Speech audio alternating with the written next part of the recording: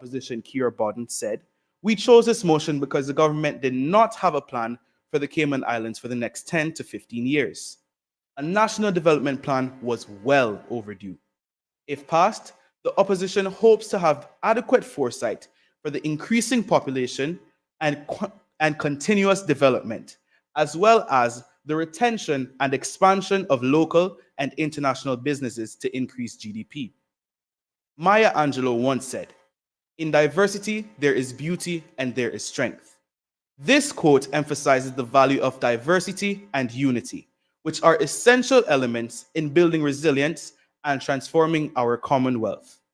It suggests that by embracing our differences and coming together as one, we can create a stronger and more resilient future for all. In closing, my fellow youth parliamentarians have spent months preparing for this debate to present well thought out arguments on these two motions. As a second time youth parliamentarian, I know the dedication and hard work it takes to get this far. I implore our government leaders and the people of the Cayman Islands to listen carefully to our future leaders. These speeches are not just facts and opinions, but the ability of our youth to transform our Commonwealth through resilient actions. Thank you.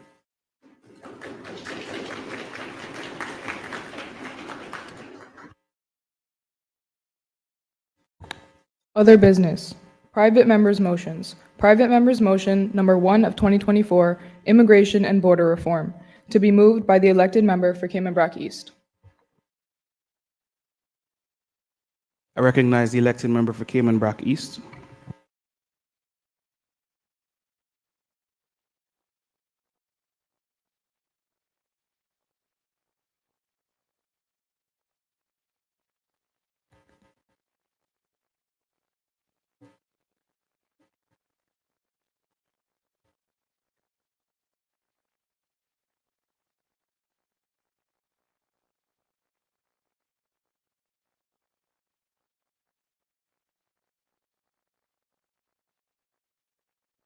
Mr. Speaker, I beg to move private member's motion number 1 of 2024, Immigration and Border Reform, which reads as follows. Whereas the livelihood of the Caymanian population is being hampered by the influx of other nationalities, and whereas, according to data from the Cayman Islands Labor Force Survey report Spring 2023, Caymanians are statistically outnumbered in their own country, where expatriates make up 53.5% of the total population. Meanwhile, Caymanians account for 46.5%. And whereas the acquisition of permanent residency and consequently Caymanian status by non-Caymanians is too liberal. And whereas the implementation of more stringent status and permanent residency criteria may decrease the impact of socioeconomic factors that plague the Cayman Islands. Be it therefore resolved that this Honorable Youth Parliament considers revising the permanent residency application process and amending the relevant immigration acts and regulations to give effect to the revision. Be it therefore further resolved that this Honorable Youth Parliament considers the implementation and maintenance of a comprehensive immigration screening process that encourages greater security and safety of the economic, social, and political well-being of the Cayman Islands.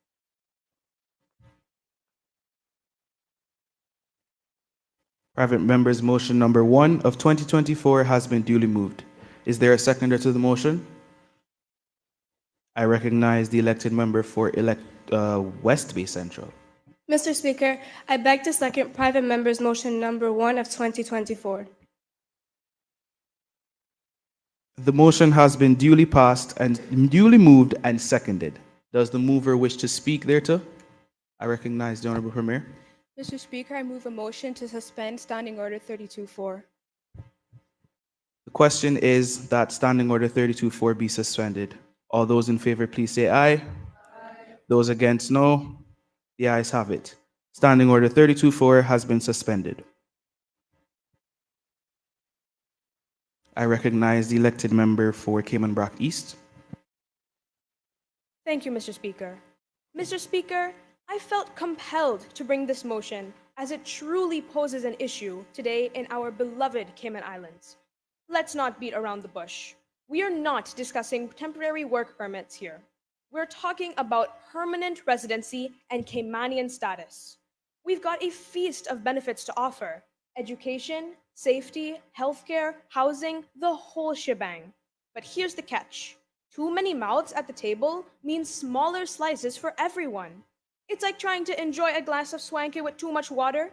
Where's the taste? Where's the flavor? Let's not dilute the essence of our home.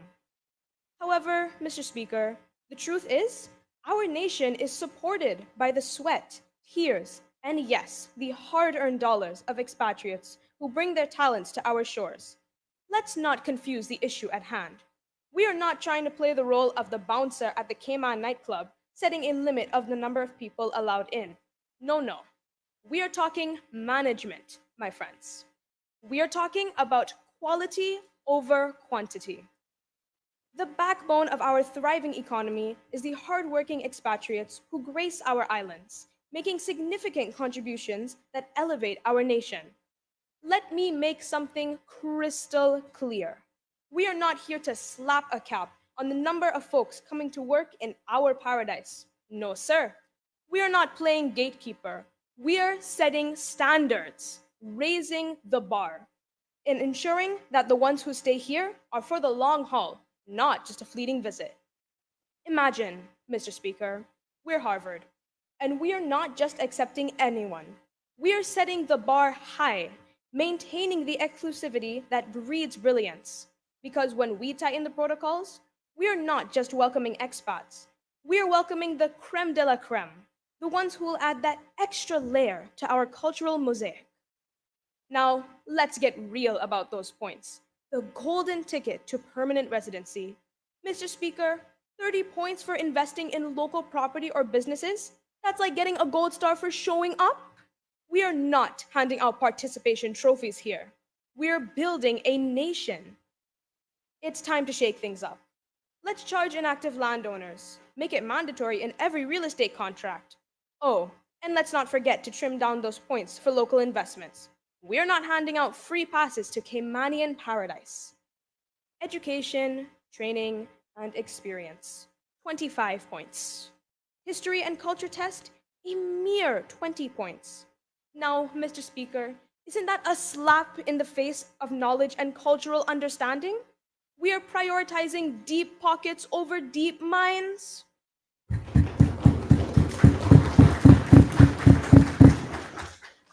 It's time to flip the script, to value intelligence over opulence. Our revisions should reflect the essence of our nation, not the size of a bank account. Mr. Speaker, simply put, we are catering to the wealthy instead of the well-informed.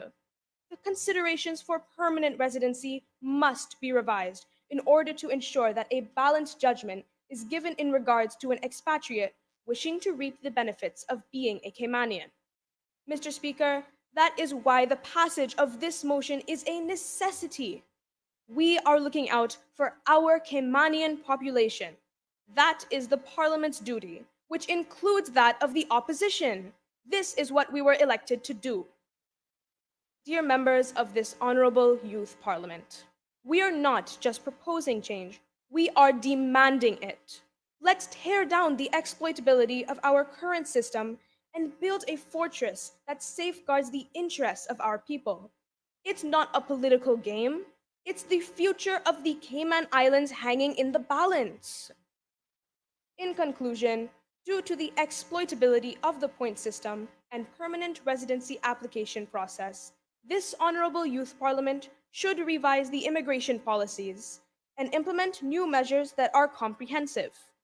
In terms of resolution, a proposal is to alter the point system, as it can be easily taken advantage of. My fellow members of government will delve deeper into solutions. The opposition is more than welcome to work with us on this. The people here today are not in this house for no reason. We are here to fix these problems. We should not and will not apologize for wanting the best for our country. This is a topic that should not be strictly political. The passage or failure of this motion will predict the future of the Cayman Islands and her people. Thank you.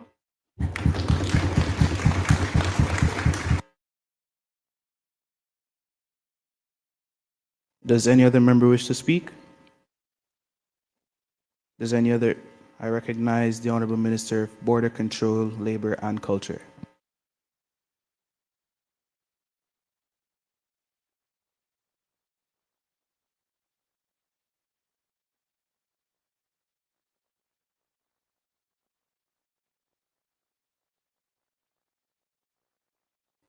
Thank you, Mr. Speaker. Mr. Speaker, I am a Caymanian, and with that comes a lot. It means that I am part of an aging population that is in need of a strong economy. It means that my way of life is something that has changed a lot in the recent decades. And it means that the concept of being able to say, I am Caymanian, has been a topic of frequent discussion by those around me. As the Minister for Border Control, Labor, Immigration, and Culture, and more importantly, as a Caymanian, I have a responsibility to my people and to this nation. This private member's motion is one that I have taken on in stride and plan to execute in addition to the expertise that myself and fellow members of Cabinet can provide.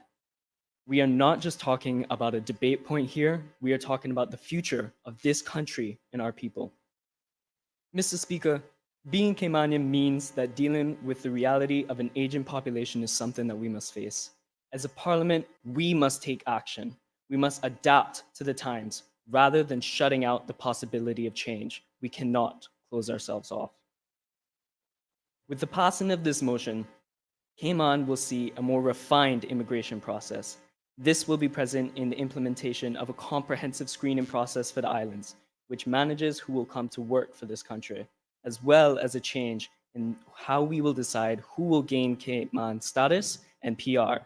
We want to be able to change who can say, I am Caymanian. This screening process will include stricter qualifications for PR status and disqualifications for those applying, which could include but not be limited to sex offenders, those convicted of DUI, and individuals with a history of finance-related crimes, something that I'm sure this island has a lot to take into consideration. As a country, we must think carefully about who and what we allow to enter our borders, which is why the Ministry of Border Control will be taking on this private member's motion and ensuring decisions are taken to strengthen our borders and to protect our people from threats of contraband that have no place in Cayman. Because, Mr. Speaker, my grandfather always told me, if you're not here, you're going to feel. And unfortunately, this country felt a tragedy of gun violence in Ed Bush. Well, Mr. Speaker, this time the message is loud and clear. Cayman must protect our borders. And I'll be damned if I let the opposition feel rather than hear this time. Now, Mr. Speaker, we also want to address the current PR status application. As the mover of the motion has mentioned, it's too liberal for those in wealth. You can get over half of the points qualified simply by investing or holding large sums of money in the country. Did you know that the PR status application even takes into account your annual salary? Something as little as how much you make a year can influence greatly, more than other parts of the PR application status, whether or not you get to claim that you're a Caymanian. That is not the type of application that we wish to see. As a result of this, we wish to change the process so less weight is levied to sections regarding wealth that is not related to the ability to support themselves or their dependents, and more focus on social cohesion and integration. And one thing that I will make sure as the Minister of Culture, along with the Minister of Heritage, is that that test on Caymanian history is made mandatory to pass rather than a measly 20 points.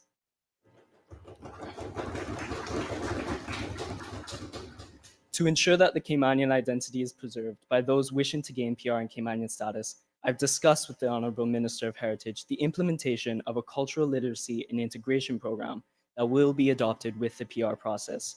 Given that this motion passes, this will be for the purpose of preparing individuals to know what it truly means to say, I am Caymanian.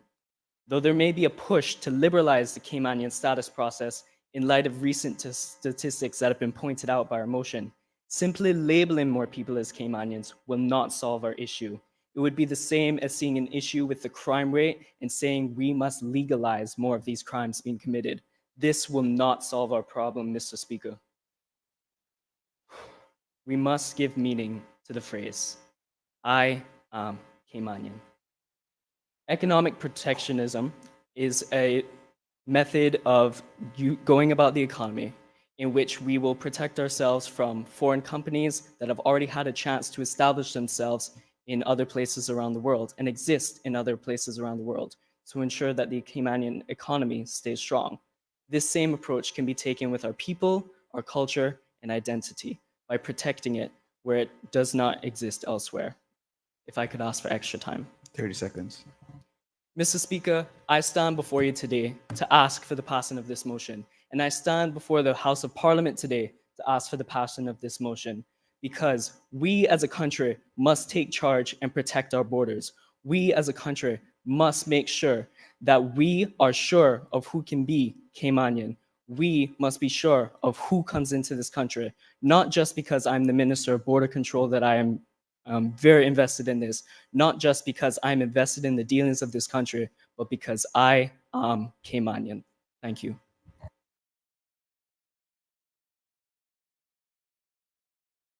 Does any other member wish to speak? I recognize the elected member for West Bay, Georgetown South.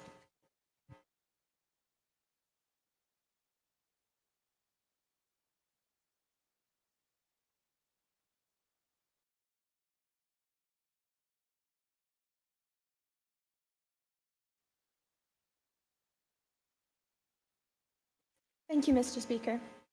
I rise to address the government motion on immigration and border reform. This motion is clearly a confused, vague attempt to solve problems that are significantly removed from immigration. The government motion states that the livelihood of the Cayman population is being hampered by the influx of other nationalities. But what is this livelihood referring to? Arguably, the economic livelihood of Caymanians is improved by immigration. The positive economic impact of immigration for advanced economies has been demonstrated over and over again empirically. A study from the International Monetary Fund showed that immigration improves growth and productivity in the long and medium term.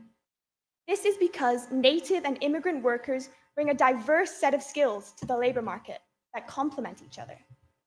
When we look specifically at our islands, I recognize the Honourable Mr. Board Control.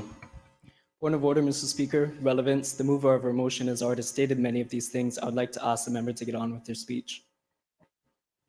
Elected member, please continue with your speech. thank you, Mr. Speaker. When we look specifically at our island, Cayman has shown it has a growing dynamic economy. For example, last year saw a real GDP growth rate of 4%, which is above many other developed economies. Cayman greatly benefits from the influx of skilled labor it receives. In 2023, the labor force of the Cayman Islands grew by 7.9%, and much of this was due to the addition of 4,939 non-Caymanian workers. The Cayman Islands Semi-Annual Economic Report for 2023 states that the reason for the increasing labor force is increased labor demand due to economic recovery after COVID. International demand for many of Cayman's services remains strong and is likely to increase in the future. Many of the immigrants this government wishes to restrict are crucial if we wish to enjoy continued economic growth in the future.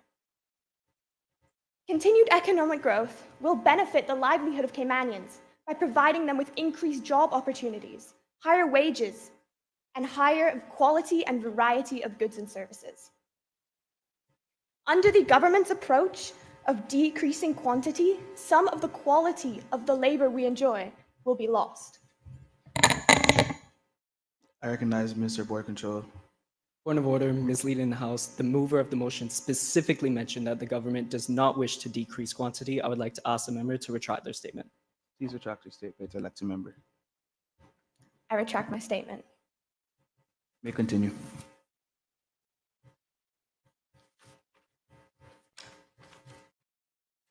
When it is more closely examined, it should be obvious. We need many of the immigrants this country receives in order to fill key labor shortages, as our small island population is insufficient for the economic scale we are reaching toward. Furthermore, many of the problems we believe are caused by an influx of immigrants have alternative solutions. For example, some may view traffic congestion as a product of flawed immigration policy, allowing too many people onto island. However, these issues have far clearer solutions, such as improving transport infrastructure or investing in public transport. This would allow us to reduce the number of vehicles on specific roads in high traffic areas, allowing us to keep the short commute times we enjoy, but with an increased population. Another example of this is the overcrowding in housing and public places, often attributed to immigration. But we could fix this by improving zoning, which would be a more tenable long-term solution. We could do this by identifying opportunities in existing areas to increase residential density, opening up new areas to residential development, and minimizing design approval processes.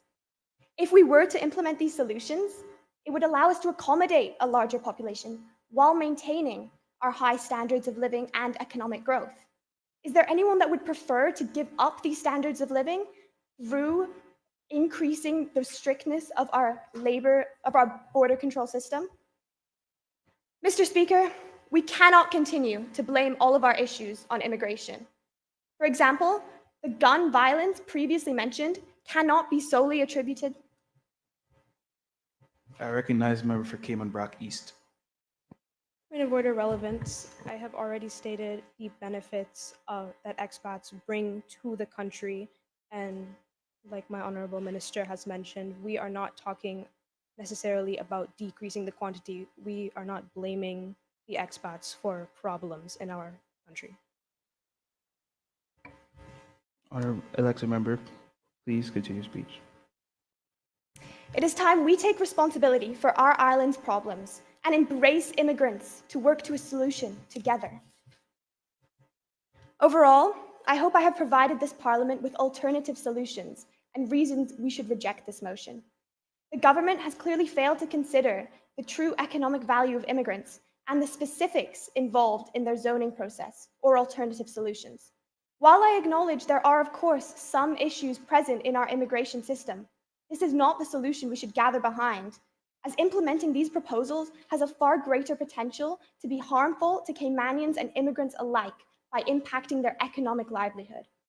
As a member of the opposition, I stress that the opposition cannot support these misguided proposals, and we will not be voting to implement this motion. Thank you, Mr. Speaker.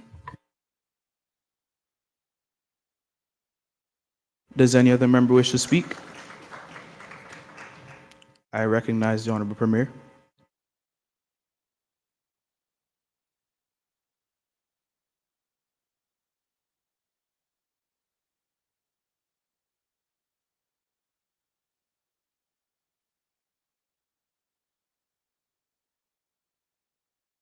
Thank you, Mr. Speaker. Today I rise to speak on private member's motion number 1 of 2024, Immigration and Border Reform. As a government, we acknowledge the inherent value and importance of immigration. Throughout history, immigrants have enriched our societies with their diverse cultures, ideas, and talents. They have contributed to the fabric of our communities, helping us thrive and evolve. I rise here, Mr. Speaker, not to put a damper on the fiesta of diversity that is immigration. We love the mixtape of cultures, ideas, and talents that immigrants bring. But, Mr. Speaker, and there is always a but, despite these benefits of immigration, the need for proper maintenance and regulation of our borders is paramount for our island's protection. Mr. Speaker, through the implementation of this motion, we will ensure that we preserve our people's livelihood and that the Cayman Islands progressively moves towards a more secure society. Britannica Dictionary defines immigration as a process through which individuals become permanent residents or citizens of another country. Mr. Speaker, as a member of the opposition has expressed, it is in contrary to what they have expressed actually. We do not plan to limit the number of persons entering our borders and staying, nor do we intend to send people away. In other words, we are not throwing people off the Cayman Islands like it's a reality TV show. Last time I checked, Cayman is not the set of Survivor. Mr. Speaker, the intention of this motion is simply to tighten our borders, strengthen our society, and ensure that those who are entering bring something good to the table. In the second whereas, we have a little fact check and reality check.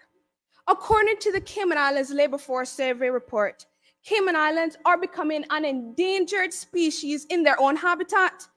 Expats have outnumbered us like it's a game of musical chairs, and we are left standing alone.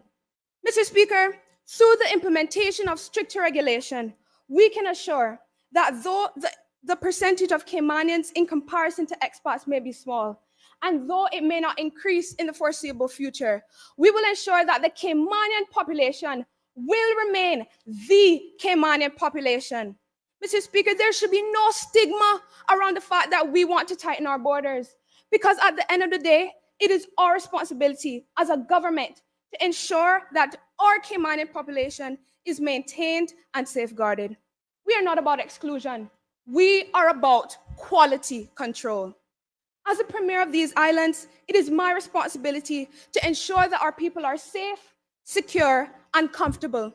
With this motion, we will guarantee that those who gain the right to be Caymanian, that those who have the right to vote in our elections, that those who have the right to make public opinions align with our morals, with our ethics, and with our standpoints. Furthermore, as the mover of the motion has stated, we need to ensure that our swanky, Mr. Speaker, does not become a kiddie pool. We need to ensure that we can still taste the civil oranges in our swanky.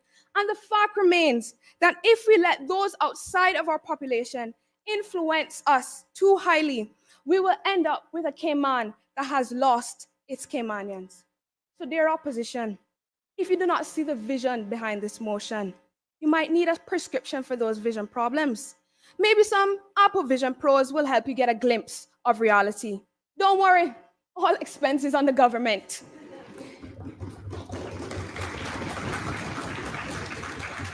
In continuation, alongside the factor of immigration screening process mentioned by the mover of the motion, we plan to institute biometric systems in cooperation with larger jurisdictions like the US, the UK, and Canada. These biometric systems will be extensive and collect fingerprints, eye data, as well as facial recognition. With these data, authorities will not be playing hide and seek, Mr. Speaker. We'll be playing hide and keep them out. Mr. Speaker, let's cut to the chase. Immigration has built our nation, and it is time for a makeover. This motion is simply not about being anti-expatriate. It is pro-Caymanian. It is our responsibility as a government, as an opposition, and as a parliament that we cater for the people of our islands and maintain a safe and sustainable Cayman Islands. In conclusion, Mr. Speaker, immigration and migration has been the foundation for the development of our nation for many generations. Honorable member, your time is up. May I have a few seconds, Mr. Speaker? 15 seconds, please. Thank you, Mr. Speaker. For many, let me repeat myself. In conclusion, Mr. Speaker, immigration and migration has been the foundation for the development of our nation for many generations. Right now, there should be no contemplation, but instead the implementation of this immigration and border reform motion. Thank you, Mr. Speaker.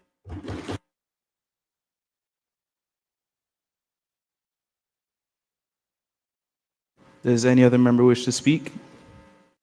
I recognize the elected member for West Bay Central.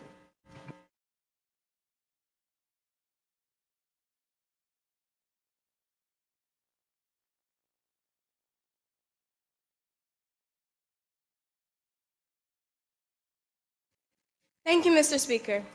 Well. Mr. Speaker, brace yourself for a reality check in the Cayman Islands. Imagine a place where our culture is on the verge of being a museum exhibit, where a Caymanian feels like a rare species, and our land is like the last piece of a covered real estate in the game of Monopoly. As the years crawl by, our sweet, beloved Cayman Islands, a once unique haven of culture, is now feeling the squeeze of newcomers flooding in like they just discovered the new hottest vacation spot. Sure, diversity is great, but Mr. Speaker, let's be real. It's also a double-edged sword jabbing at the heart of our native Caymanian livelihood. And I can't afford heart surgery with this cost of living. Now, I don't want to sound like a broken record, but immigration and border reform are like navigating a minefield in stilettos. It's tricky, it's treacherous, and if we're not careful, we'll end up with a cultural identity crisis faster than you can say, not today, Bobo. Now, Mr. Speaker, let's talk about these thoughtful considerations and careful policymaking because we're not sipping tea, we're sipping swine care, and we need new policies that actually address the issues right here on our beloved islands.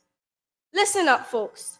The Cayman Islands are supposed to be a haven, a place where the warm sea breeze whispers the tales of our history. But guess what? Caymanians are becoming a rare breed in our own backyard. Soon enough, the Caymanians will just become a gimme story. Mr. Speaker, let's get one thing straight. We're not trying to build a fortress around our precious islands. No, no, no. We just want to put up a few signposts that say, hey, let's make sure everyone is taken care of and our country doesn't turn into a chaotic circus without a ringmaster. So here's the scoop, Mr. Speaker. It's time we dust off those immigration laws and acts, maybe even give them a makeover. They want permanent residency? Let's make sure it's not handed out like beads at Barabanu. We want to make sure our health care, safety, and all that jazz are top notch. Not just for anyone who strolls in, but especially for our own people. Honorable Youth Parliament, get ready to roll up your sleeves because we need policies that are tougher than Cayman's iron shores. We're talking criteria for permanent residency that's more exclusive than Sir Turtle Club, job market priority for Caymanians, and a revamp of immigration laws and acts that actually make sense in the real world that us, the government, is clearly living in. Consistency is the name of the game, people. If we're saying we're doing something, let's actually do it. It's about time we regain some trust in our system and kick those socioeconomic headaches to the curb. Our mission, Mr. Speaker, is crystal clear. Implement a screening process that's tight and better. We want a future where our islands aren't drowning in chaos, but swimming in prosperity. Just to set the record straight, as I said before, this isn't about shutting people out. It's about striking a balance. Let's protect the rights and opportunities of everyone while keeping the spirit of the Cayman Islands intact. In conclusion, as the native Caymanian population shrinks faster than a shirt in hot water, let's be the cool cats who set the standard. Establish those immigration policies, ensuring the welfare of our people and the Cayman Islands' prosperity. Thank you, Mr. Speaker, and let's get this show on a road.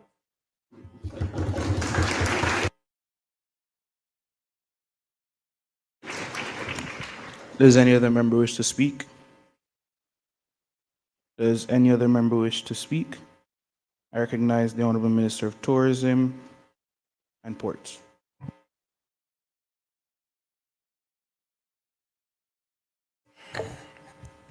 Thank you, Mr. Speaker. Today, I stand before you not just as the Minister of Tourism and Ports, but as a guardian of our Cayman Islands, a jewel in the heart of the Caribbean. Our paradise faces a threat, a menace that seeks to tarnish our pristine reputation and compromise the prosperity that we have built. I address you with an urgent call to action, a call to fortify our borders against the looming shadows of contraband that threaten our nation. Mr. Speaker, let us not overlook the gravity of this situation, for the accumulation of contraband poses a very dire risk to the very foundations of our thriving tourism sector.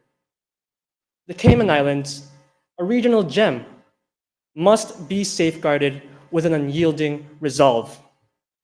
We cannot afford to turn a blind eye to the potential damage that illegal drug and weapon imports may inflict upon our economy, law enforcement, and the overall safety of our people. In the face of adversity, we as a nation must rise to the occasion.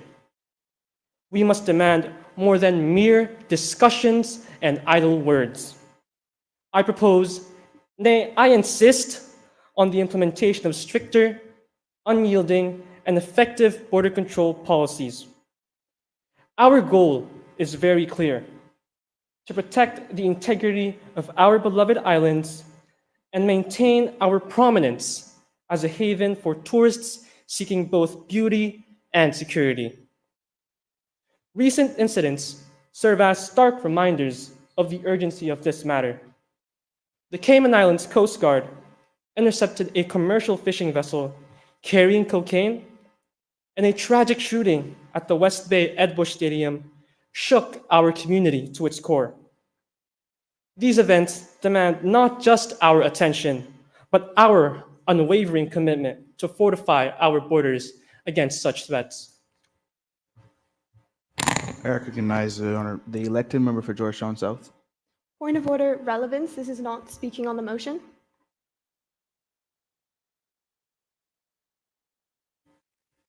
Honourable member, please get to the point of your speech. As a proposed solution, we as a nation must fully utilize the convenience that is provided by the use of technology.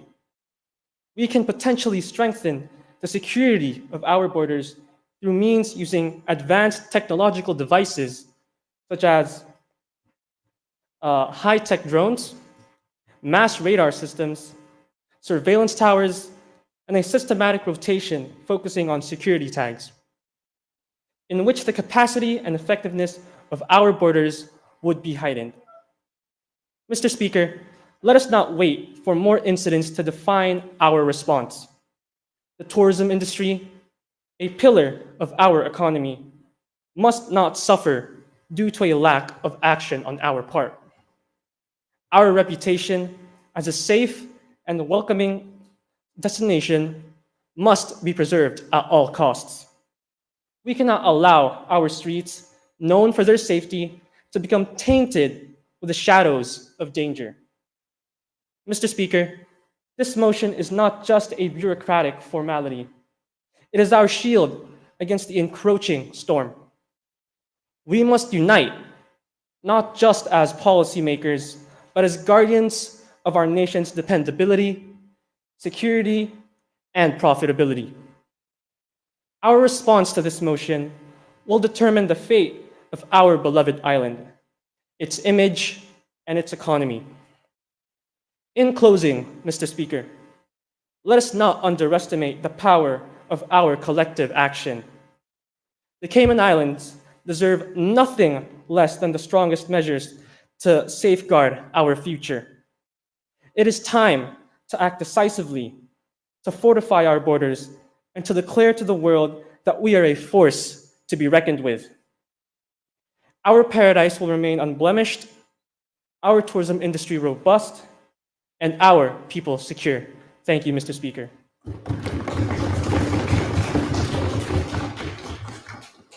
Does any other member wish to speak? I recognize the Honorable Attorney General.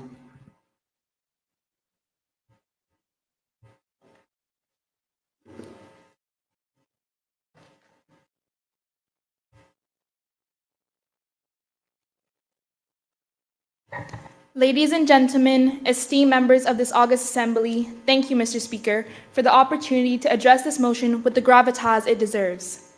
Today, I stand before you not only as the Attorney General, but as a staunch defender of justice, equity, and the very fabric of our society. My role as the legal guardian of the Cayman Islands demands unwavering dedication to the principles enshrined in our Constitution. It is a responsibility that requires me to safeguard the rights and liberties of our residents, ensuring that every legislative move aligns seamlessly with the tenets of justice and fairness.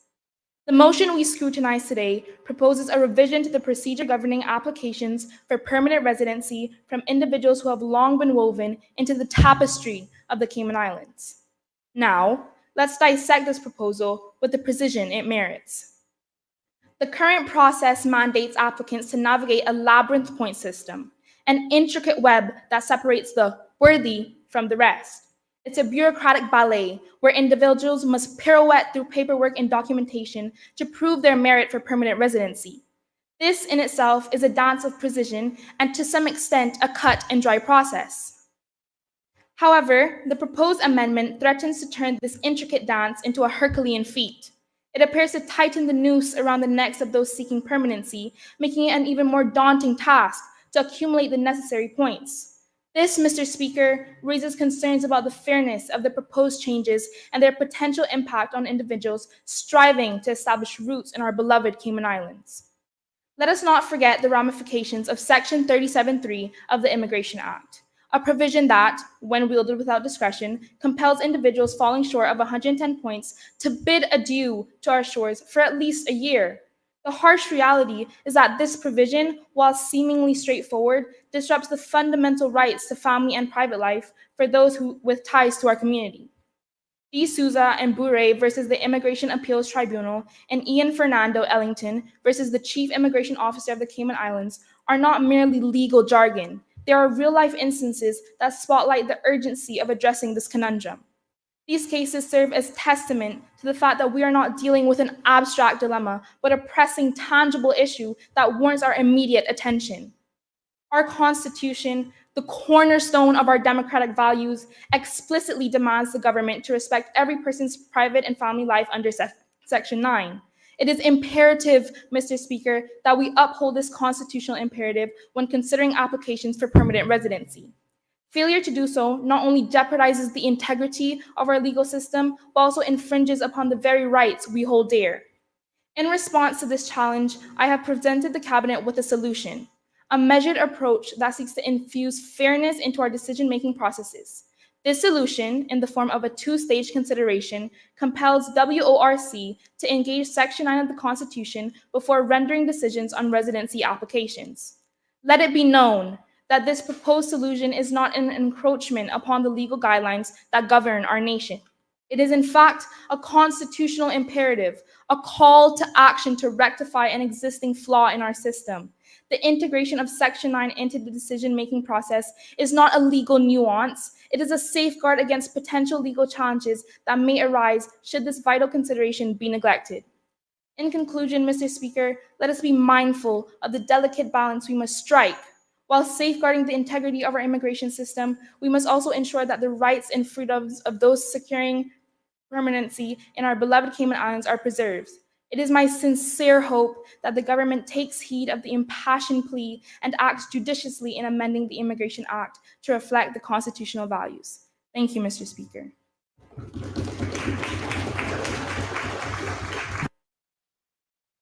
Does any other member wish to speak? I recognize the Honorable Minister of Youth, Sports and Heritage.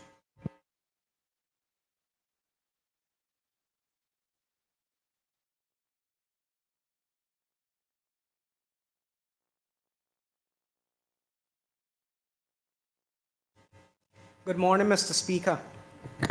As the Minister for Youth, Sports and Heritage, it is incumbent on me to promote, protect and preserve the rich culture and heritage of our beloved Cayman Islands.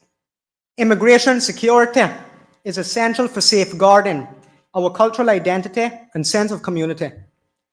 As a small population, we have close ties within our community and we cherish our traditions and values.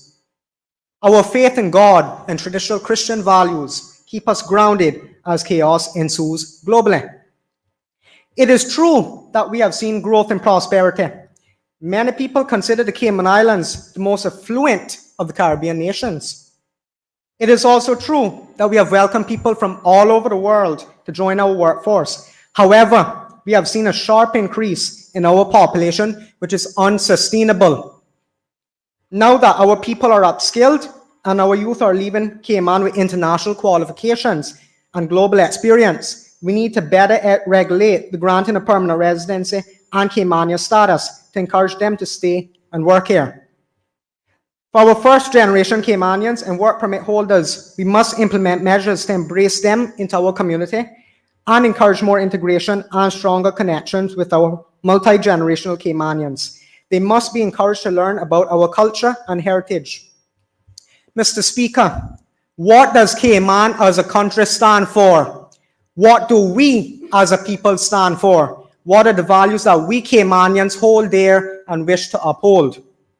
We come from humble beginnings.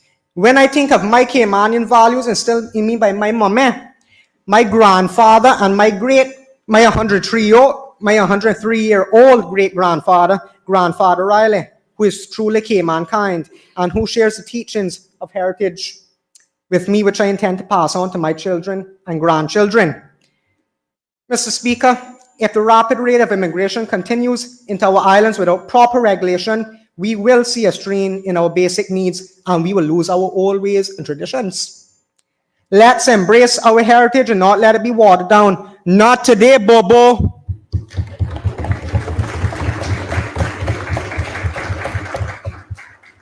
Our people, including expatriates, must respect our laws and our identity. Mr. Speaker, I refer you to page 104 of the 2022 Cayman Islands Compendium of Statistics, which identifies the number of work permits by industry granted in the private sector on an annual basis. The number of work permits granted in the restaurants, bars, hotels, and condo sector is consistently one of the highest. Let's encourage our young people to work in the hospitality and tourism industry so our visitors can have first-hand, face-to-face interactions with our people and experience our dialect and hear our stories. Our bartenders should not only know how to make pina colada, they should know how to make fish tea. Our chefs should know how to cook rundown and when to pick their nips. Our people in the hospitality industry should know our traditions of eating mangoes in the sea, slaughtering a cow at Christmas, and camping on the beach at Easter. Our visitors want to hear about why we cull green iguanas and how we protect our green parrots. In Hawaii, hotel guests are offered lessons on dancing the hula. I recognize the Honorable Leader of the Opposition. Point of order, relevance, Mr. Speaker. It has seemed that this motion has been poorly drafted and that none of these speeches are to the motion that they have put forward. Otherwise, everything that they're saying seems irrelevant.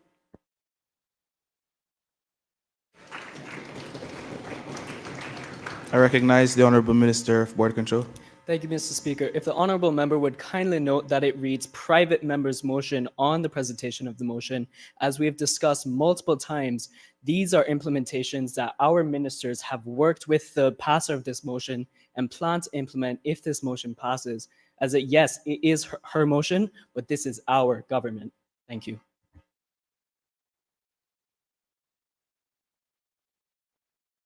Honorable Minister, please continue. Thank you very much. I'll continue because I was interrupted. Now, perhaps we should offer lessons on quadrille dancing. Now, don't get me wrong, I am not saying that immigrants don't belong in Cayman, but when they are in our territory, they will need to respect, they will need to learn about our culture and heritage. And we appreciate them being here as they are a huge part of helping our economy to remain strong. Our heritage is enshrined in our coat of arms, which I am currently wearing today. And I quote, "He half founded it upon the seas." I just feel so much pride even saying that, Mr. Speaker. As we sit in this chamber today debating this motion, it occurs to me that he is not the only person who has found us. People from all over the world have found us. We are so popular, we can be more selective in who we choose to stay in our country. God bless these Cayman Islands. Thank you, Mr. Speaker.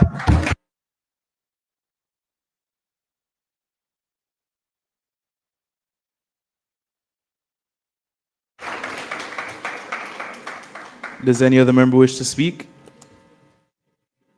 I recognize the elected member for Georgetown East.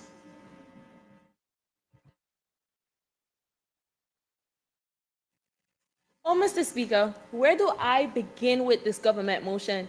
It's like they've taken a page out of the How to Blame Expats for Everything handbook. I recognize the Honorable Premier. Point of order, Mr. Speaker. Misleading the House as well as imputing improper motives. Nowhere in any of the speeches thus far did we say anything about blaming expatriates for anything. Therefore, I would like the honorable member to please retract your statement. Elected member, please retract your statement and continue your speech. Excuse me, sorry. That's what I get from your motion.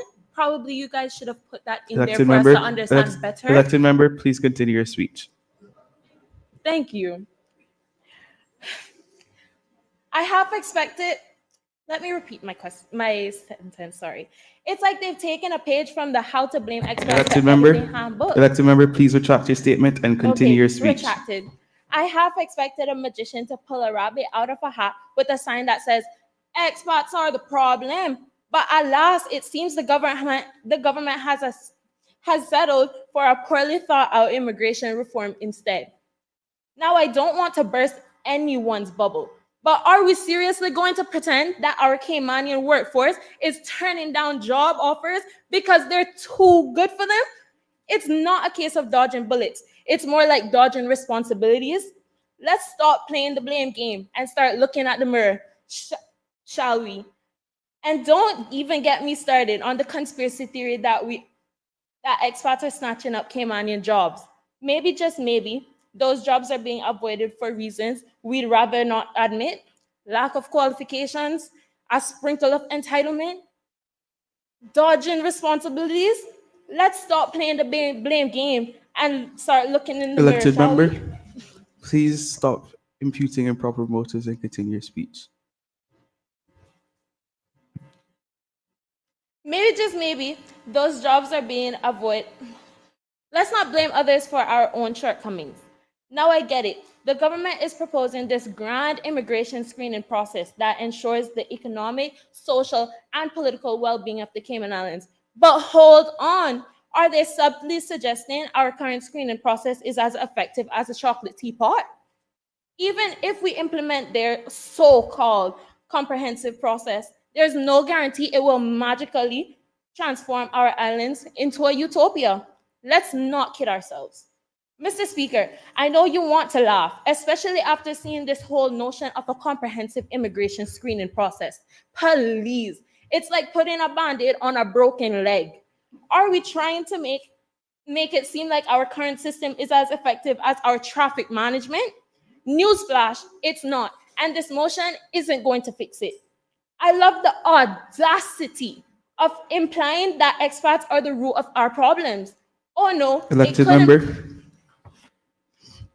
please stop imputing improper motives and continue your speech. It couldn't possibly be the poor governance, questionable policies, or a lack of forward thinking. Let's just blame those darn expats for everything, because that's the Cayman kind way, right? Are expats really the root of all our problems? Is this a desperate attempt to divert attention from the real problems plaguing our beloved Cayman Islands? Perhaps it's time for the government to take a good, hard look in the mirror. Maybe one as broken as their ambitions. I even brought one for them. And let's talk about the Caymanian workforce. From helpers to chefs to civil servants, expatriates are the backbone of our society. What would our islands look like without their hard work and dedication? I shudder to think. Oh, and Mr. Speaker, why are we trying to turn back time with a stricter immigration policy? If the government wanted to play the tough card, they should have done so ages ago.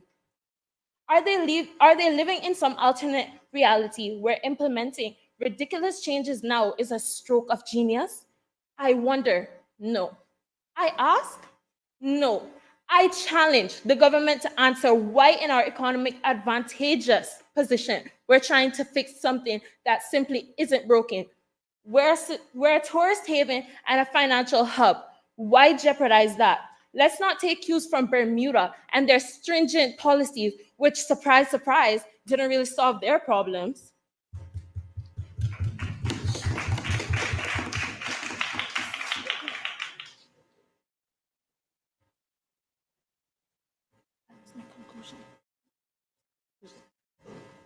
But yes, I think I leave this with the government to ask them to please, please look into their motion and understand that we are the Caymanian people.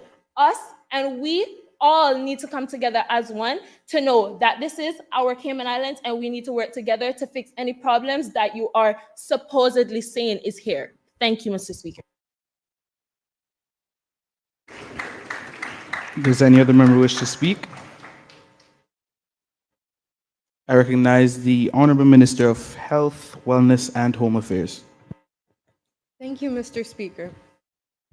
Mr. Speaker, let's call a spade and speak the truth. Many, if not all of us here today, are descendants of immigrants who came to our country looking for better opportunities and a brighter future for their family.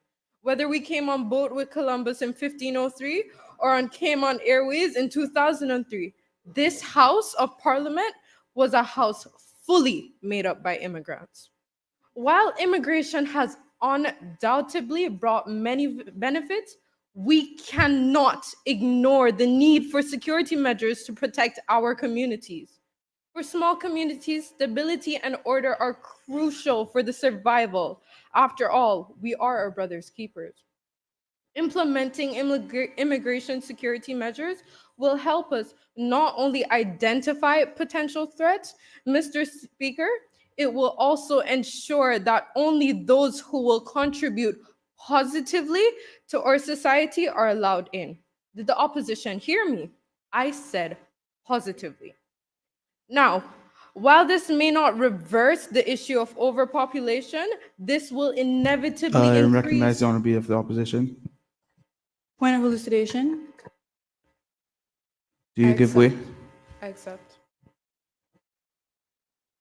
How would the minister, how would you know if they're coming in, they will help the Cayman Islands? How would you? Well, if you were listening to the speeches before, if we plan on eliminating all the bad people by looking at their biometrics, looking at their history, looking at all the negative factors, then there is a higher chance that we bring people who will positively benefit our islands.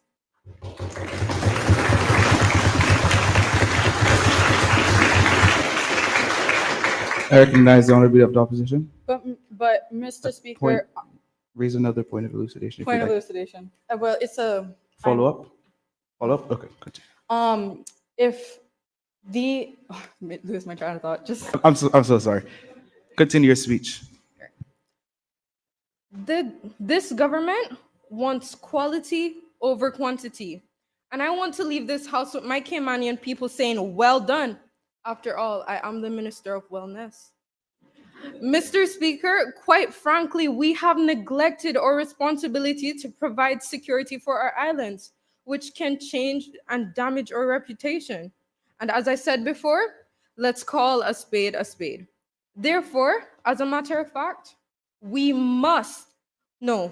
need to take the necessary steps to ensure the safety of our communities while also welcoming those who will positively contribute to our society. Now, if not for Caymanians, then who? Mr. Speaker, it is high time we face the unassailable truth. While our enchanting islands remain steadfast in its allure, the thrumming pulse of population growth is echoing across our shores. Picture this. As our numbers surge, so does the pandemonium to our doorstep. The blind eye to this reality would be aching, inviting the peril we face. Neglecting the escalating challenge at hand opens the gateway. I recognize the elected member for West Bay West. Point of elucidation. Do you give way? I accept. Do you have any examples of this pandemonium that's being caused by immigrants? I didn't say the pandemonium would be caused by immigrants. If we have an overflow of people coming in our country, there will clearly be an effect to us. Cayman is so small and there's only so many resources we can give them. So if there's an influx of people, obviously there would be an issue.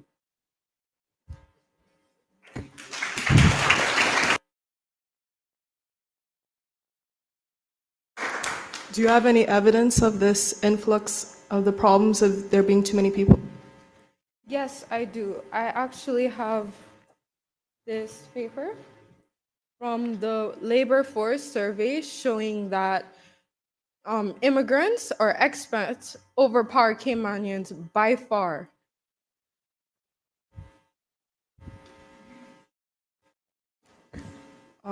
But that doesn't, sorry.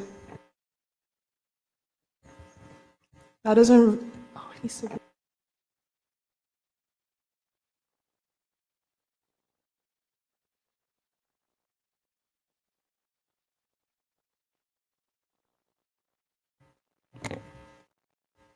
I recognize the elected member for West Bay West. But the labor force survey doesn't really highlight any of the problems that are being caused by too many people being on island. Honorable member, please retract your statement and continue your speech.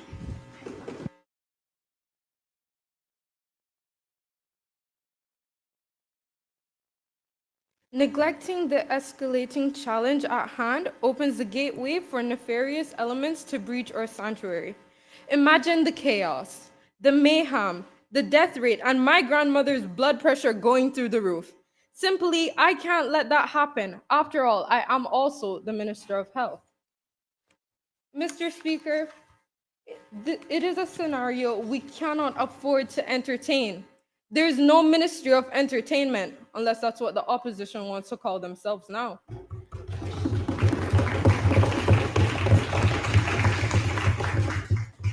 Let us not dance on this idea of complacency. Recognize the honorable leader of the opposition. Point of order, decorum. Honorable member, please continue your speech and maintain decorum.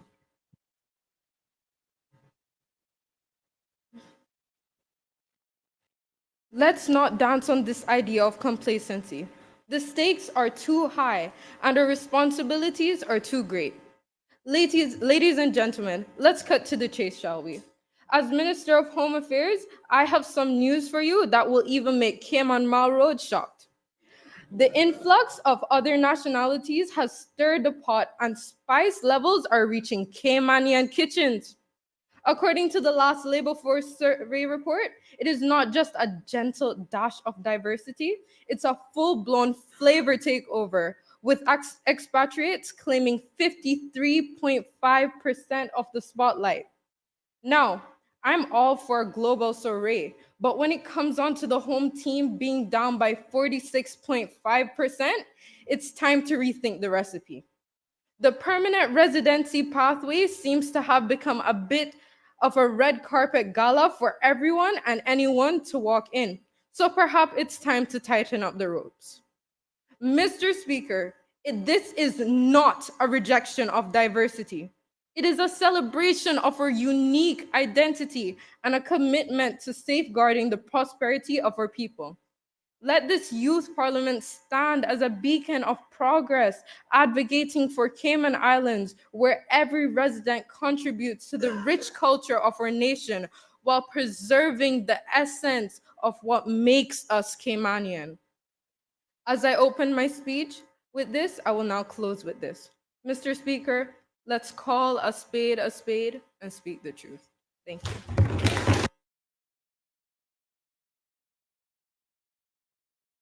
Does any other member wish to speak? I recognize the Honorable Deputy Governor.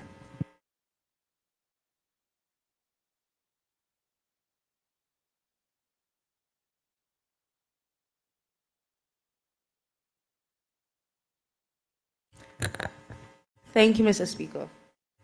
In theory, theory and practice are the same. In practice, they are not. Wise words to remind us that what may sound good on paper and sound like it could have worked in real life may not have achieved all it set out to do. As a result, the members of this government are in support of this motion, which seeks to improve the current immigration screening process. Mr. Speaker, this is not as a barrier, but as a shield to protect and preserve the future of the Cayman Islands.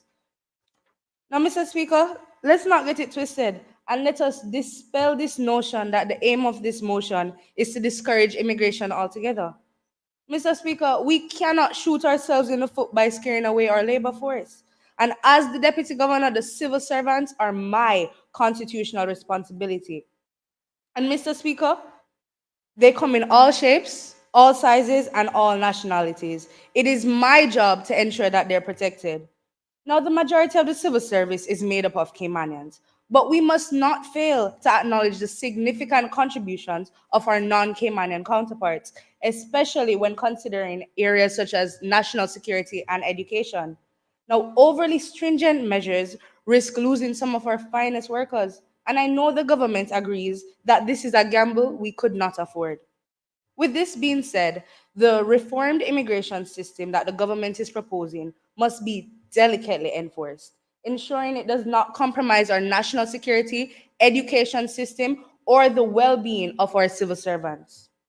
Now, not to be preemptive, Mr. Speaker, but should this motion be passed, we must be proactive in allocating resources as funds and manpower are crucial for this new development. Mr. Speaker, background checks are currently done, but there is room for improvement regarding national security. We know convictions are disqualifiers when it comes to immigration. But, Mr. Speaker, if we are concerned about who enters Cayman, we must protect the islands against things such as identity theft.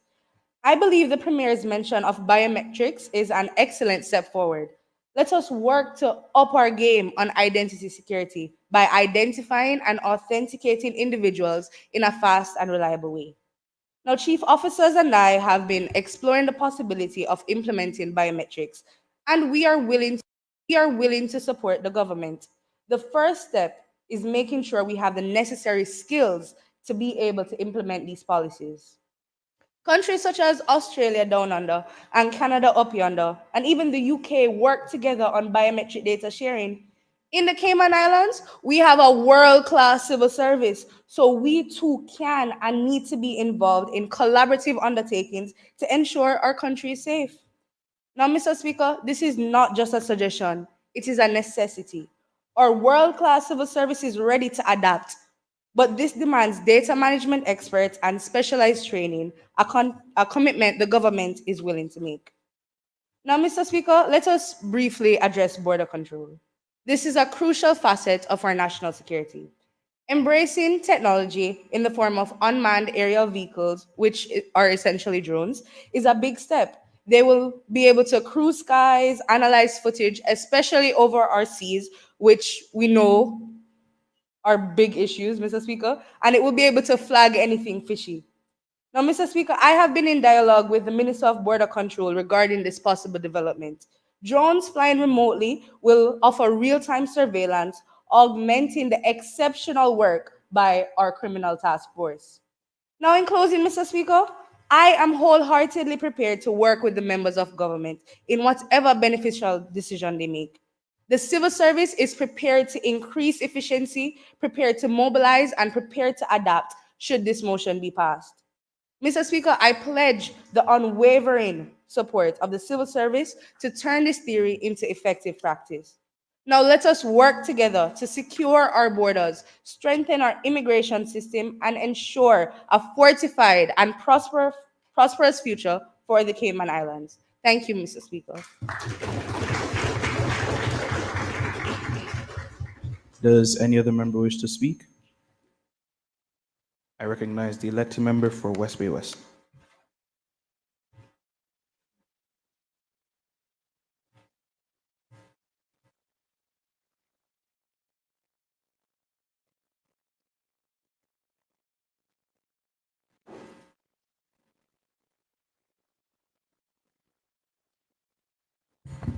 Thank you, Mr. Speaker. I rise to speak on private member's motion number 1 of 2024. Mr. Speaker, before I begin, I'd like to reference the writer Franz Kafka. Up until recently, I've never heard of him. But when I was researching the history of this motion's policy, I came across one of his parables before the law in an extract, and I believe Cayman can gain insight from this and learn from its strong example. In his writing, a doorkeeper stood before the law, and to this doorkeeper comes a man who asks for admittance to the law. But the doorkeeper never grants the man admittance, even after the man has waited years asking the law for permission. And we'll learn at the end that the door was kept the man out of the country was intended only for him. I believe this work highlights how the law can prevent someone, in this case immigrants, from being admitted to or join a society. And although the government claims that this reform will decrease the impact of socioeconomic factors we have on island, Mr. Speaker, that is simply not the kind of world we live in. Government claims that they don't want to restrict numbers of immigrants coming on island, but that is the obvious effect of their proposals. It seems that government has not read their motion properly, as their speeches today do not reflect the whereas clauses within it. And if we want to preserve Cayman's prosperity and social cohesion, we cannot let this motion pass. Hence why I'm going to argue here today that passing this law, immigration and border reform, can stratify our society on island. Firstly, Mr. Speaker, the very concept of immigration reform is far too outdated and overall always unsuccessful. Countries such as the UK and the US have been trying for more than 100 years to implement immigration policy, and from a long-term perspective, we can see that they have always failed. With hindsight, we ourselves can judge by the lack of success and in the global history of immigration control that it is effectively not possible politically and socially.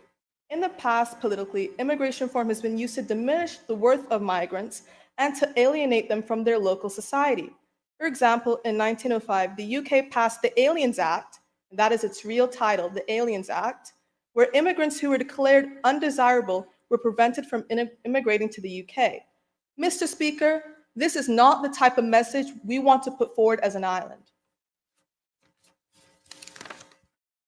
It has been used as a tool to separate locals from foreigners and used as an us versus them argument. And although this motion is moved in a slightly different context, I recognize the Honourable Minister of Border Control. Point of order relevance. I do not see the failings of other nations and other governments as a reason not to try the solutions that our government has proposed. Just because people fail a race doesn't mean I should stop running. Honourable Member, please continue your speech. it can still cause, sorry, I need to move closer. It can still cause greater social distress than intended. Mr. Speaker, I'm sure that's not what the government has intended by bringing this motion, but that is a distinct possibility. We already experience social stratification on our island. If we pass immigration reform, it can further divide the population from locals and expats and not allow for any cultural integration. If we want Cayman to continue progressing and accept modernization, we... I recognize the Honourable Premier. Point of elucidation, Mr. Speaker. You give way. Yes. How will the institution of these immigration screening process create more stratification in our society? I still haven't heard concrete evidence as to how it will. Well, elected member, if you just wait for me to describe the social impacts of immigration reform, I will describe those. But also, this is not directly related to the screening process, but rather the actual outcome of this immigration reform, where the amount of immigrants coming onto the island are decreased. Mr. Speaker, the be it therefore resolved section of the motion, it states that we are pushing to institute an immigration screening process and amend the permanent residency application process. Therefore, I do not see the relevance of speaking about the overall immigration effect on immigration, as yes, we do plan to make these amendments to the immigration screening process, but it might not have those negative effects that you're speaking of. Honourable Member, elected member, please continue your speech. I think that with these possibilities, it is almost more than certain that the negative social impacts will apply to our island, as it has for many years to all different countries. I think it's quite ignorant of the government to fail to address any of the history of this policy, as it does relate to our island. And if we wish to put forward a new immigration policy, we have to also accept the social and historical implications of this policy. Therefore, we need to accept immigrants into our borders if we were to progress and keep progressing and maintain our prosperity as an island. And in the past century, we have embraced new cultures and accepted modern ideals. In short, we have become unified beyond borders, as does other countries. We are a member of CARICOM and a member of the Commonwealth. We should embrace the unique position we have in the world and not isolate ourselves from any global efforts. Mr. Speaker, immigration and border reform could directly interfere with Cayman's foreign affairs and the relationship we have with other countries. We cannot ignore our global responsibilities. Since the government's proposed immigration reform is avoiding the political interest of other groups, immigrants, passing this immigrant-directed motion could be seen as an act of isolationism, considering the small size of our island. And Point of elucidation. I recognize you, Mr. Felth. Point of elucidation. Do you give way? yes, My question to you is that do you believe that if, since you're saying that this whole motion is not necessary, then do you believe that without it, seeing the current results of there has been none, do you think that it's been great? Because if there's no border protection, if there's no immigration things, shootings like what happened a couple weeks ago could happen again. And are you saying that's okay? Are you okay with living with Caymanians who know they're not safe? Are you okay with the people that elected you feeling they're not comfortable in their own home? the opposition does not in any way agree with any of the gun violence going on our islands. I'm personally not okay with it. However, that is not the fault of our current border policies. That I believe that to be the fault of perhaps gun control, but that I don't think that really is relevant to my speech today. And how do you suppose the guns get in Honourable here? member. Because we don't Honourable have member. a foundation here. Please be seated. Please continue your speech. It is in Cayman's best interest that we do not develop into a protectionist society, especially since the government claims that economic protectionism would work for our island. That is simply not the case here. We depend far too much on foreign investment and trade, both as a society and an economy. Elected member, your time is up. Can I ask for one more minute, please? Yeah. Thank you, Mr. Speaker. We should instead use our time in Parliament to focus on the island's utmost priorities. Overall, immigration border reform could bring civil unrest to our islands, which we are too small politically and socially handle. We have seen the impact that this reform has brought to other countries that are much more powerful than us and still have struggled significantly. It is controversial for even the government to consider to speak on this topic, given its complicated and unsuccessful history internationally. We can gain insight from the history of others, and we must consider the political and social implications of this motion. Mr. Speaker, if we wish to keep our islands as a paradise, we must not let this motion pass. Thank you, Mr. Speaker. Does any other member wish to speak? I recognize the Honourable Deputy Premier.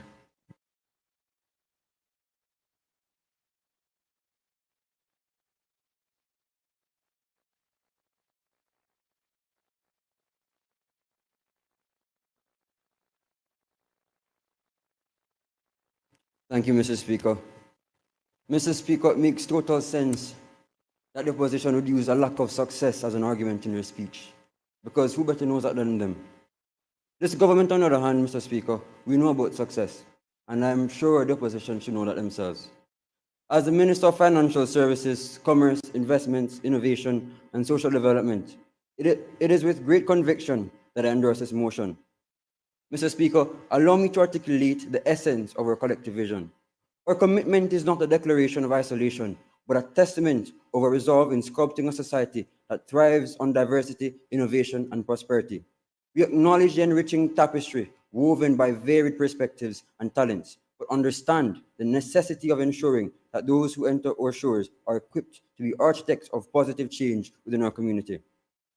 Mr. Speaker, in my role as the custodian of social development, the weight of responsibility is profound. The influx of individuals with antisocial inclinations can strain our resources, hampering our noble mission to foster self-sufficiency and minimize dependence on governmental aid. Our aim is to empower our people, nurturing their innate abilities to reduce our reliance on external labor forces. Mr. Speaker, the paradigm shift we advocate for today is not merely about erecting barriers. It is a clarion call for prioritizing our greatest asset, our people. Mr. Speaker, for too long, the lure of economic growth has eclipsed investments in human capital and social development. This government is resolute in rectifying this imbalance, cultivating the talents of Caymanians to forge a self-sustaining and innovative society. As we reflect on the crucible of COVID-19 pandemic, the imperativeness of economic stability becomes undeniably apparent. To catalyze growth and attract foreign investments, we must fortify our foundations through initiatives like the comprehensive screening process outlined in this motion. Such a system ensures that those who seek entry possess the skills and qualifications requisite for propelling our workforce to new heights of productivity and ingenuity. Mr. Speaker, implementing a screening system is not merely a bureaucratic necessity. It is a testament to our commitment to upholding the highest standards of integrity and security. By doing so, Mr. Speaker, we fortify our reputation as a sanctuary for tourists, investors, and businesses alike. In fostering a secure environment, we lay the bedrock for economic prosperity and innovation. Mr. Speaker, a secure environment is a crucible in which economic prosperity is forged. Investors demand stability, and we, as a government, stand shoulder to shoulder with law enforcement agencies in combating crime and maintaining order. However, Mr. Speaker, our vigilance must extend to immigration policies, acting as a bulwark against the infiltration of criminal elements that may jeopardize our societal fabric. Let me be unequivocal, Mr. Speaker. This government, under my stewardship, prioritizes the interests of our people above all else. Our unwavering commitment to securing the best for citizens, as mandated by their electoral choice, demands no apology. We are architects of a vision where only those who align with our values and aspirations find a home in our cherished Cayman Islands. In conclusion, Mr. Speaker, the implementation of a screening system is not just a matter of security. It is a strategic investment in our economic prosperity and innovative future. By attracting the right talent, mitigating risk, enhancing efficiency, and upholding our reputation, we embark on a journey of unlocking new opportunities for growth and prosperity for generations to come. Thank you, Mr. Speaker, for the opportunity to champion a cause that transcends bureaucratic formalities, a cause that defines the very essence of our shared journey towards a prosperous and innovative Cayman Islands. Thank you, Mr. Speaker. Does any other member wish to speak? Does any other member wish to speak?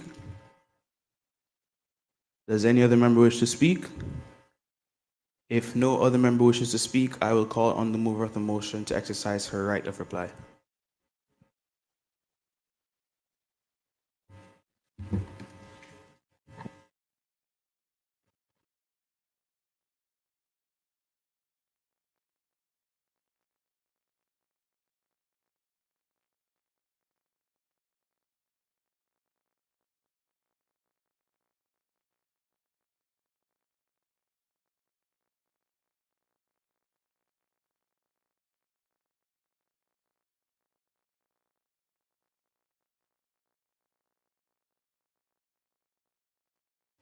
Thank you, Mr. Speaker.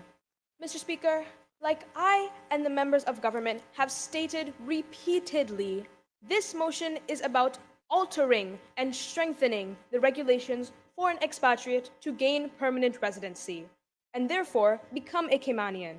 This proposal is not meant to deter nor discriminate against expats. We must come to terms and understand the issues that Caymanians are facing today because of the current protocols. Is it moral to allow a Caymanian family to suffer from unaffordable land? Is it right to jeopardize that family in order to accommodate a wealthy person who has never set foot in the country? Is the opposition saying that we should be willing to split and diminish Caymanian benefits in order to accommodate every expat? I thought we wanted to increase the standard of living. Is that not correct, Ms. Elected Member for Georgetown East? The passage of this motion does just that, allowing for Caymanians to continue enjoying the benefits of being a Caymanian.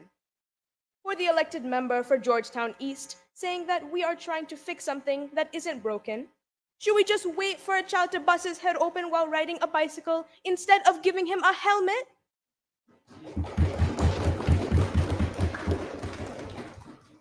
Why wait until our Caymanian benefits are split? Why take that risk when the passage of this motion would help prevent it? This is a preventative measure. Mr. Speaker, isn't it our job to protect the Caymanians? Has the opposition forgotten the House of Parliament's purpose? As my honorable premier stated, if the opposition can't see the benefit of this motion, they must need some prescription glasses to see better. The opposition's shocking response to our motion shows two things. One, they have not listened to the proposals our government has brought forward. And two, they are in desperate need of spending time with our Minister of Heritage.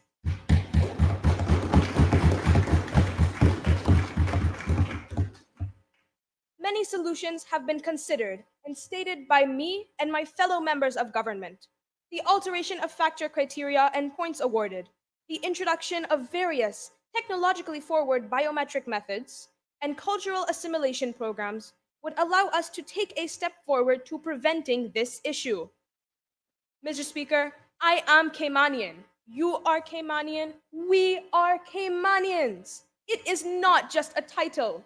Mr. Speaker, I would like us all to think. What does it mean to be a Caymanian? Does it mean investing a bunch of money into the country? Because that is what our current regulations has made it out to be. And if this motion is being opposed, perhaps the opposition believes that money is more important than mindset. The passage of this motion looks out for our population. That is our job. The people's future is in our hands. It is not just the duty of the government, not just that of the opposition, but everyone in this House of Parliament today.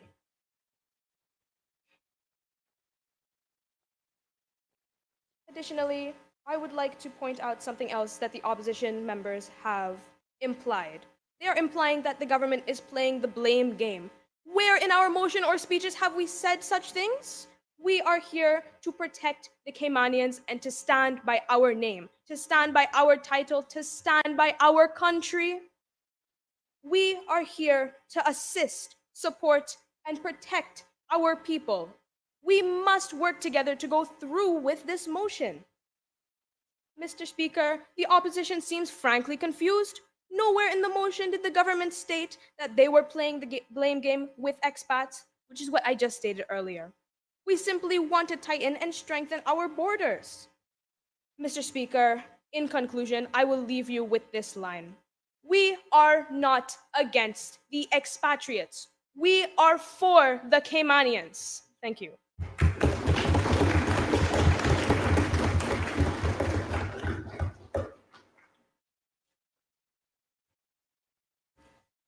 The question is, be it therefore resolved that this Honourable Youth Parliament considers revising the permanent residency application process and amending the relevant immigration acts and regulations to give effect to this revision. Be it therefore further resolved that this Honourable Youth Parliament considers the implementation and maintenance of a comprehensive immigration screening process that encourages greater security and safety of the economic, social, and political well-being of the Cayman Islands. All those in favor, please say aye. Aye. Those against, no. No. The ayes have it.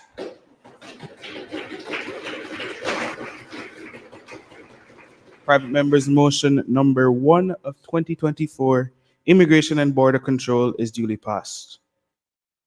The House will suspend its proceedings for lunch. I ask all members to return promptly to the chamber at 2:56 p.m. Correction, 1:56 p.m.